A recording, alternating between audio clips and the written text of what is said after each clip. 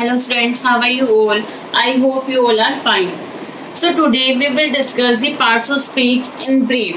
So let's start our topic that how to recognize in a sentence that what is noun, what is verb, what is adjective and what are the adverb. Many students are very confused in a sentence to find out the noun, verb, adjective and adverb. So let's make it clear today. So first of all question arises, what is noun? As we know, any person, place, thing may be living or dead, are the noun. Like a person, like I am also a noun. You also a noun. Any place, name, place like Jaipur, like Agra, these are the noun. Thing like pen, pencil, these are also the noun.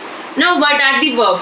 When some action take place are the verb, like running, dancing, walking, these are the verb. Now what are the adverb? Very simple and easy. Those words that describe the verb. Those words which describe the verb. Like running. Running is shows that action take place. But how? How running? Like slowly. Slowly describe that how running take place. So running here is the adverb. I hope it is clear that what are the adverb that describes the verb. Now what are the adjective? That words which describe noun. That words which describe noun. As no, cat is a noun because any person, place, thing, that all are the noun. So cat is also a noun. Like fatty cat. So what fatty describe? The size, the shape of the cat is fatty. So fatty here is an adjective. Fatty here is an adjective. So those words which describe the noun are the adjective. So it is concluded that noun and adjective are interlinked and the adverb are connected. Because those words describe noun are the adjective and those words which describe the verb are the adverb. Now let's take an example and make it more clear. Now first of all we take an example of verb and adverb. So like I walk quickly.